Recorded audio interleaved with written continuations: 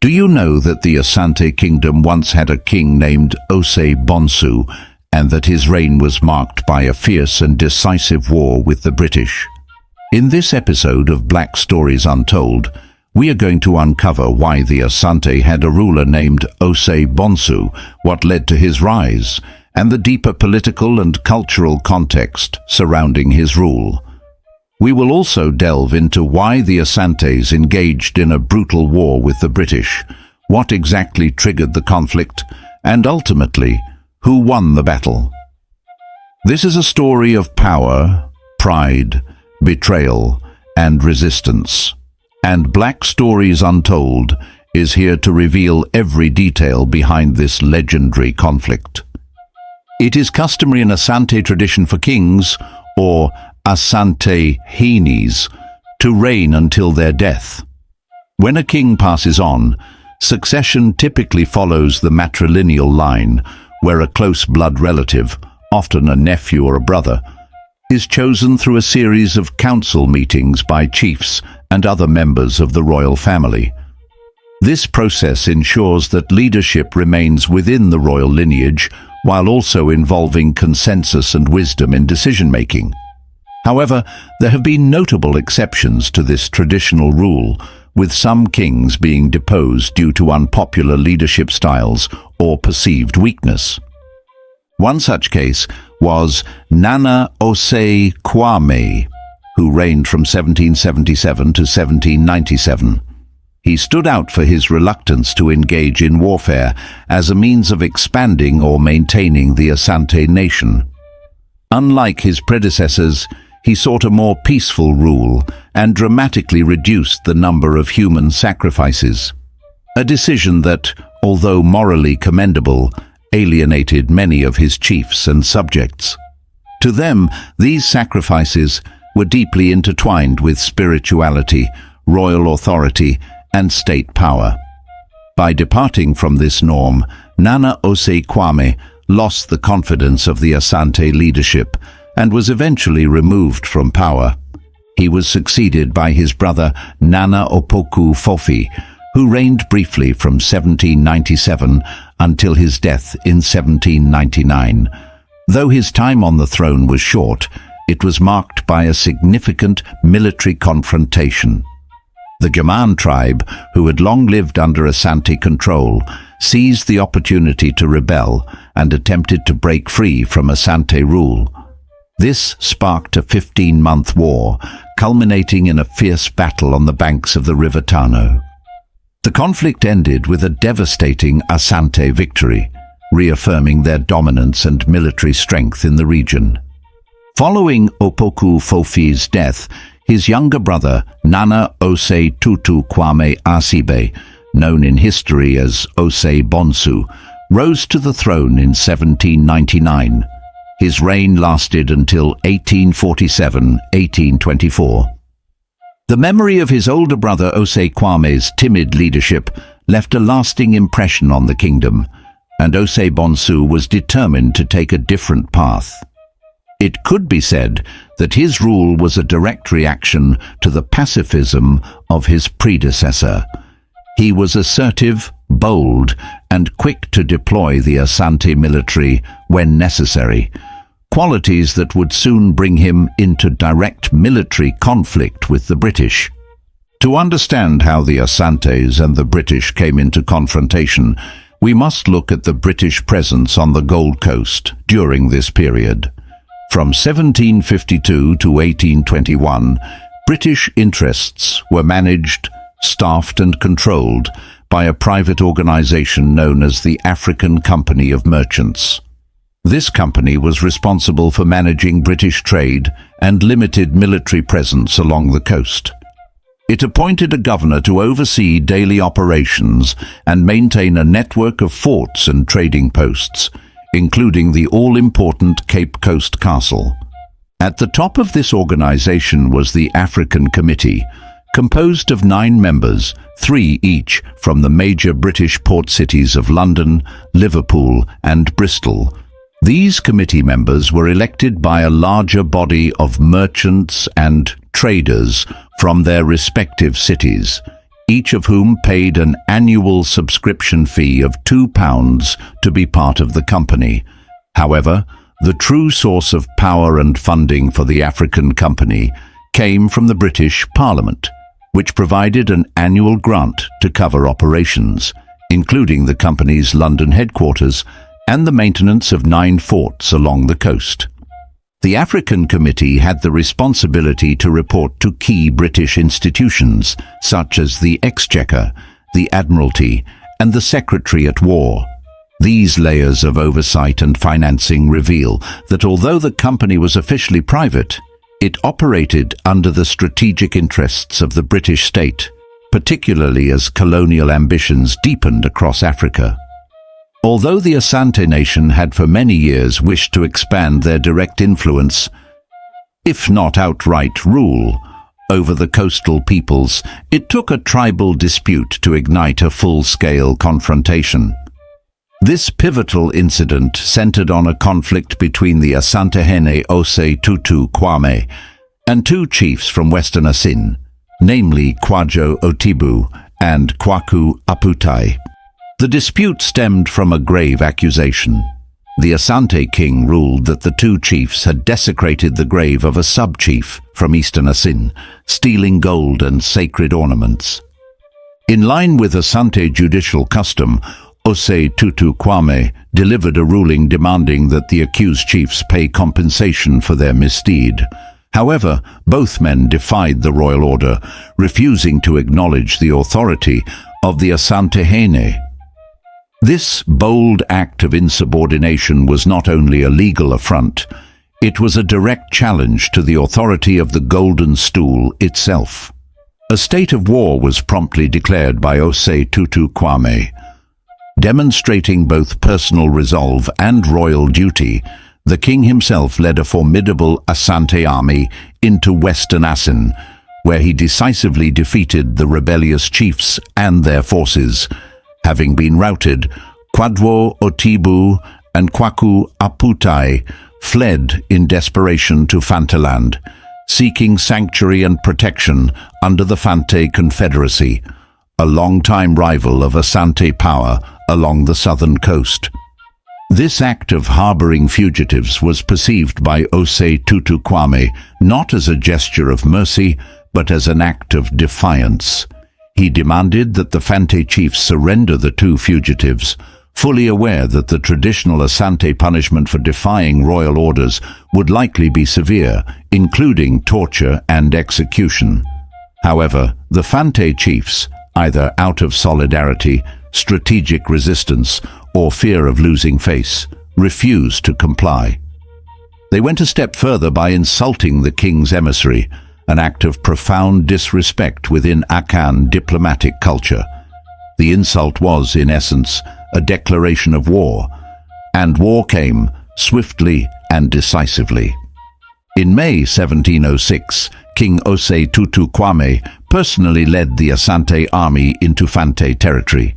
Despite receiving open support from the British, who were increasingly entwined with the coastal Fante in trade and politics, the Asante army dealt a crushing blow at the Battle of Abora, a location only 4 miles from Cape Coast, the stronghold of British colonial power on the Gold Coast.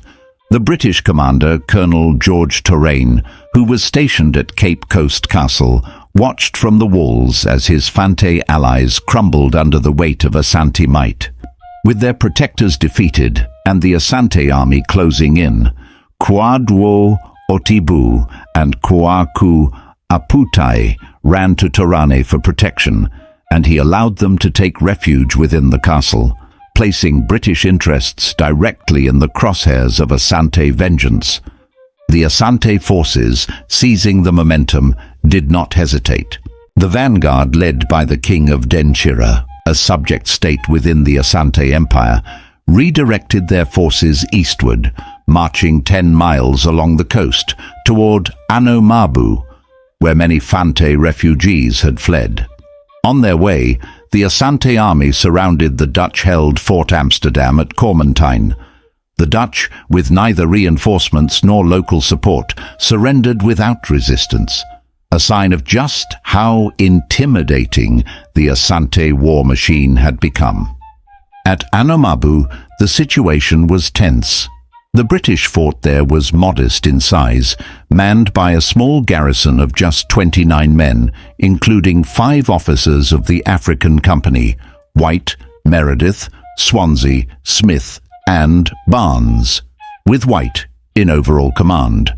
The locals, terrified by the advancing Asante army, flocked in their thousands to the fort for refuge. Commander White allowed 2,000 people to shelter within the walls, but several thousand more were left outside, huddled in large groups at the foot of the fort's walls and along the nearby beach. On the 15th of June, the Asante army advanced on the coastal village of Anomabu. Despite the clear strength and discipline of the approaching forces, Commander White held firm to his earlier threats. Seeing no sign that his warnings had intimidated the Asantehene, he ordered his artillery to open fire. A few cannon rounds tore into the besieging Asante ranks, but instead of prompting a retreat, it provoked a fierce counterattack. Asante musket balls began to rain down on the fort, and one by one, the defenders started to fall under the relentless barrage. The Asante warriors surged into the village surrounding the fort, causing widespread panic. Terrified locals, desperate to escape the bloodshed, fled toward the sea, piling into canoes in a frantic attempt to paddle away. But the Asante advanced swiftly and mercilessly. What followed on the beach was a massacre. Commander White and his men did all they could to hold back the wave of destruction. A 24-pounder cannon loaded with grape shot tore through the attackers, cutting down dozens of Asante soldiers with each blast. A 3-pounder cannon stationed near the eastern gate added to the defense, claiming many more lives. Still, the fury of the Asante could not be stopped. Their warriors pushed on, undeterred by the artillery, and continued their brutal assault right up to the walls of the fort. Many women were dragged away by the invaders, destined for unspeakable horrors. For hours, White and his dwindling garrison kept up resistance, but the situation was desperate. As the defenders dropped one after another, White himself was struck, wounded severely in both the mouth and left arm. With his ability to lead compromised, command passed to Meredith. By sunset, only 8 men were left standing, exhausted, injured, and fully expecting that the fort would be overrun by nightfall. All believed that if the Asante breached the gates, none of them would survive. But as darkness descended, the Asante unexpectedly paused their assault. The drums of war beat through the night, a terrifying rhythm that echoed across the battlefield. Cries and screams from the thousands of victims haunted the defenders within the fort's walls. No one slept. The air was thick with smoke, fear, and the stench of blood. By morning, the full horror of the Asante assault became visible. The beach and surrounding areas were littered with the bodies of the slain. Roughly 8,000 Fantes and local villagers lay dead, many of them beheaded. In his 1893 account, A History of the Gold Coast, Lieutenant Colonel Ellis described the grim scene. Heaps of dead encumbered the beach in every direction, or were washed hither and thither in the surf, and the sands were red with blood.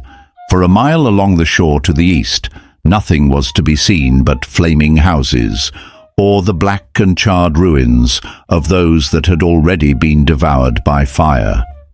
Inside the fort, 2,000 refugees who had been granted shelter huddled in silence, traumatized by the events.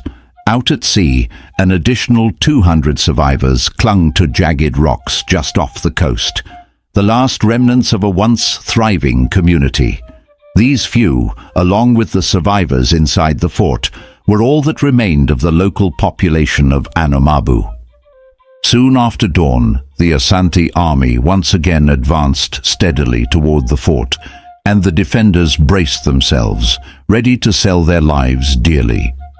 Fortunately, there was still ample ammunition for both cannon and musket. From the eastern defences, the artillery unleashed hailstorms of grapeshot into the tightly packed Asante ranks, inflicting heavy casualties.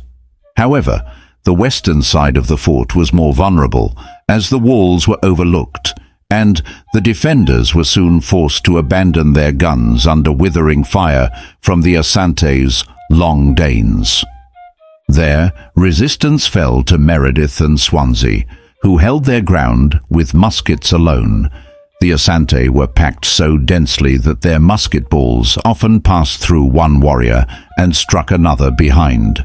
The two officers fired over 300 rounds between them, holding back the attackers until their shoulders were too bruised from the constant recoil to continue firing.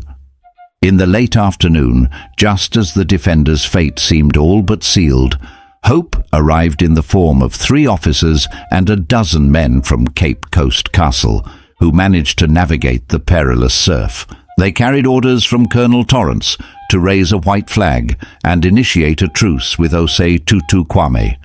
During the ensuing discussions, the Asante king presented his case against the 2 Asin chiefs, demanding their surrender and insisting that the British resume payment of an annual rent previously paid to the Fante for the right to maintain their forts and castles along the coast. It was agreed that a ceasefire would hold while the king's demands were relayed back to Torrance. Realizing that the fall of Anomabu fort, the destruction of its garrison, and even the loss of Cape Coast Castle were real possibilities, Torrance reluctantly agreed to Osei Kwame's terms. The Fante chiefs, enraged by what they saw as a British betrayal, protested bitterly. The 2 Asin chiefs were warned of their fate. They were to be sacrificed. Kwaku Aputai managed to flee and disappear into obscurity. Kwadwo Otibu, however, was captured by the British and without resistance was handed over to the Asante. Upon receiving him, Osei Kwame ordered a slow and brutal execution. Otibu was tortured to death, and in a final act of royal symbolism, his jawbone was mounted on the king's death horn, a sacred instrument played during royal funerals. Following the surrender of Kwadwo Otibu, Torrance formally acknowledged the Asante's claim to the British castles and forts, as well as their right of conquest over the Fante. However, Torrance secured one concession. While Britain would now pay rent to the Asante for the use of the fortifications, they would still retain judicial authority over the towns within and around those areas. The humiliation of the British at the hands of the Asante was complete. Osei Kwame was later recorded as saying, "From the hour Torrance delivered up Otibu, I liked the British, for I saw their object was trade only, and they did not care for the people."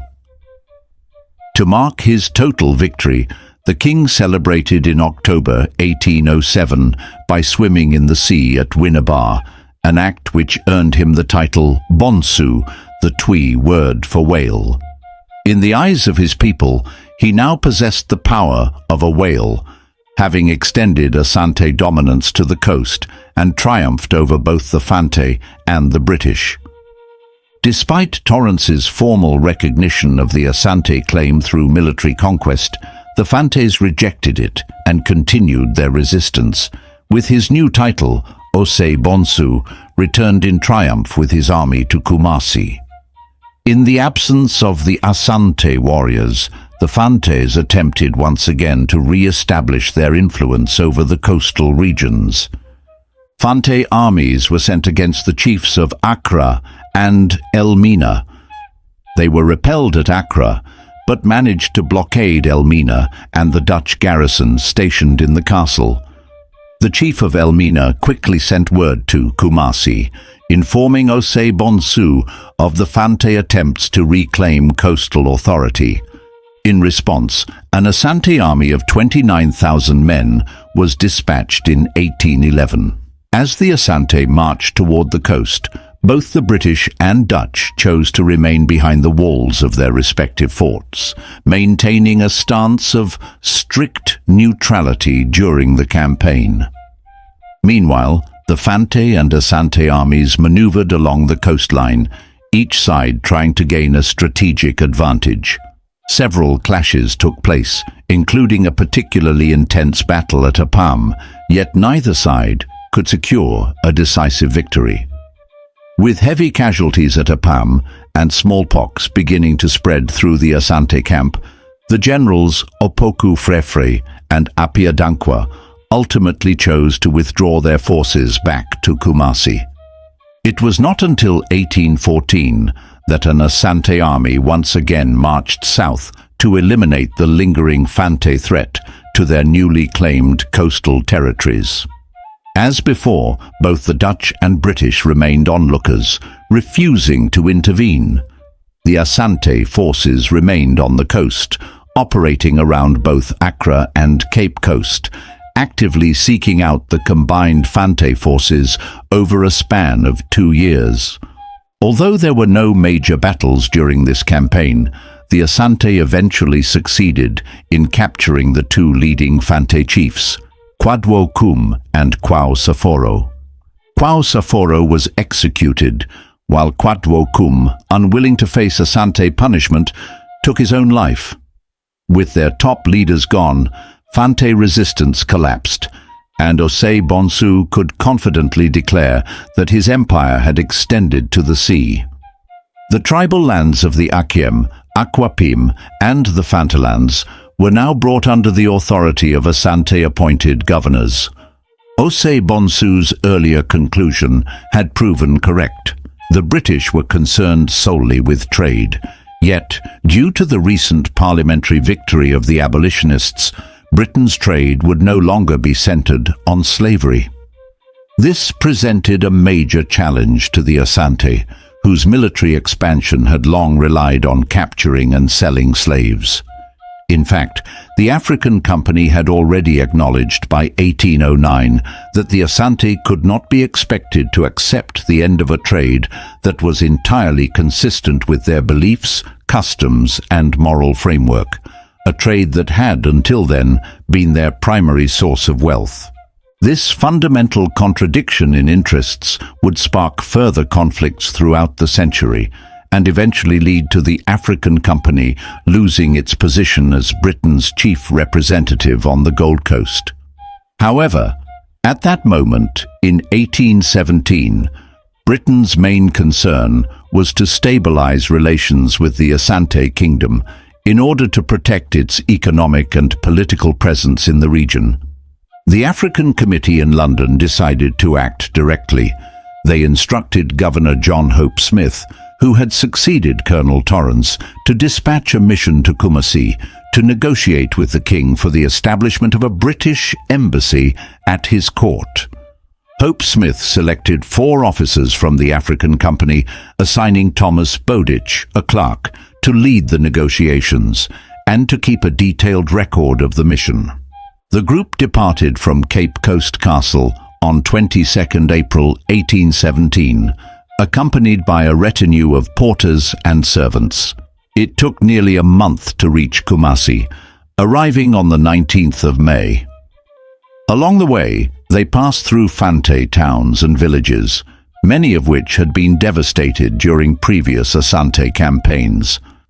As they entered the jungle belt, travel became more difficult and progress slowed. At the town of Fomena, the first settlement within Asante territory, the mission encountered the local chief. He expressed happiness at being able to meet a white man before his death, as he was awaiting execution for offending Osei Bonsu in some manner. According to Bowditch, the chief faced his fate with remarkable composure. Seated calmly on a cloth, he showed dignity rather than shame. His severed head arrived in Kumasi the day after the mission. Kumasi had grown from a crossroads surrounded by trees, Kum in the local Twi language, into a thriving capital city.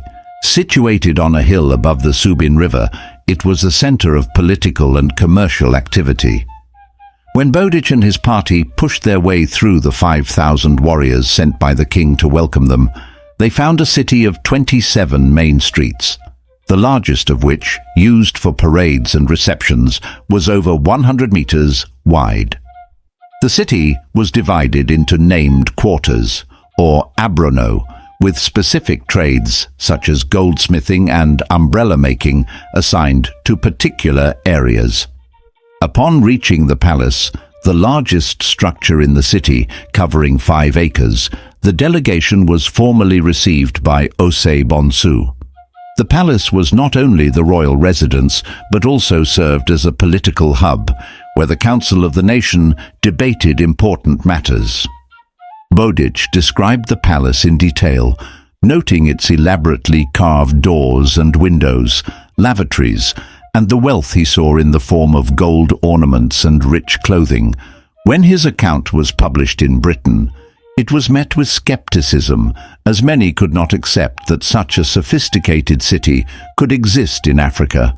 Though treated respectfully, Bowditch and his colleagues were not allowed to explore freely, and at times they likely felt more like captives than guests. Nevertheless, Osei Bonsu was eager to establish formal relations, and Bowditch returned to the coast with a signed treaty. In it, the king pledged to countenance, promote, and encourage trade between his subjects and Cape Coast Castle, and allowed a British resident to stay in Kumasi.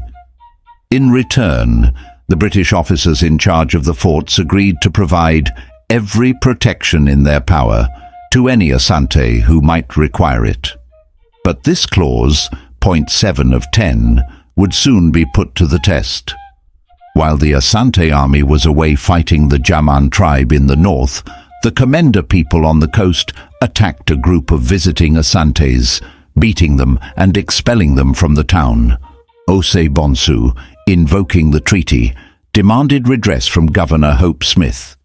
But Hope Smith refused to involve himself or the African Company, angering the king, who saw this as a breach of faith.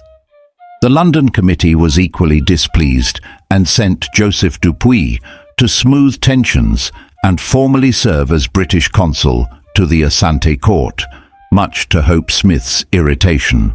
Dupuy arrived at Cape Coast Castle in January 1819, but his journey to Kumasi was delayed. He had to win over emissaries from Osei Bonsu and deal with Hope Smith's resistance, who feared his authority would be undermined. After months of delays, Dupuy set off and arrived in Kumasi on 23 March 1820, negotiating a new treaty with the king. This second treaty, which replaced Bowditch's, was largely similar, but now formally recognized Asante claims to Fante territory, while resolving the earlier dispute over British obligations to protect Asante citizens on the coast. Osei Bonsu even dropped his financial claim against the British over the Komenda incident. Dupuy returned to Cape Coast in triumph, confident in the relationship he had built with the king and in the security of the resident consul position. However, his optimism was short-lived. Hope Smith refused to recognize or ratify a treaty he had not been involved in. The disagreement between the two men escalated, and in frustration, Dupuy sailed for England on the 15th of April 1820, declaring, "The King of Ashanti is so perfectly disposed to cooperate in all things for the mercantile interests of Great Britain that if the present opportunity is allowed to pass, it may be the means of crushing at a single blow all future advancement towards commerce or the cultivation of this part of Africa." Before leaving, Dupuy assured Osei Bonsu he would personally urge the British government to ratify the treaty. However, he was unsuccessful. The British government had no intention of recognizing Asante dominance over the Fante, nor did it wish to pay rent for its coastal forts. The king, furious at Hope Smith's refusal and the silence from London, waited 10 months. When no response came, he banned trade with the British, diverting all commercial activity to the Dutch and Danish forts instead. He reflected that relations had not been the same since the death of Colonel Torrance, whom he described as a man of sense. Though the British government did not ratify the Dupuy Treaty, it finally moved against the African Company. For years, abolitionists had criticized the company for its slow move away from the slave trade and for ignoring other nations continuing the trade on their own lands. Combined with reports from Dupuy and Bowditch that revealed widespread mismanagement and corruption, the government acted. In March 1822, the British government officially transferred all African Company assets on the Gold Coast to the Crown. Now, with political tensions rising and trust broken, Britain and the Asante Empire stood on the brink of open war. The story of the Asante under Osei Bonsu is one of political brilliance, military might, cultural sophistication, and a fierce desire to protect sovereignty in the face of growing European intrusion. From the decisive battles against the Fante and British-backed forces, to the diplomatic maneuvers with Bowditch and Dupuy, and finally to the breakdown of trust and the British Crown's takeover from the African Company, we witness a chapter of African history that is too often left untold.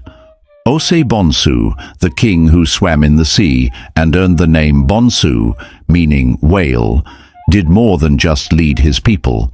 He confronted empires, reshaped regional politics, and extended Asante authority to the southern coast. His reign marked both the height of Asante power and the beginning of new colonial challenges. Though relations with the British began with diplomatic potential, they ended in betrayal, broken promises, and the slow march toward a larger conflict that would define West African-European relations for decades. As always, this is not just history, this is our story. The legacy of Osei Bonsu and the Asante Empire reminds us of the complexity, intelligence and strength of African civilizations long before the full impact of colonization took hold. These were not passive peoples awaiting European enlightenment. They were kings, warriors, diplomats, and visionaries shaping their destinies. If you found this story powerful, enlightening, or thought-provoking, we encourage you to support our journey to reclaim and retell our narratives.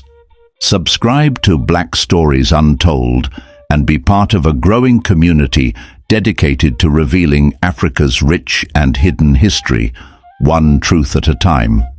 Don't forget to like, share, and comment below to let us know what part of this story impacted you the most.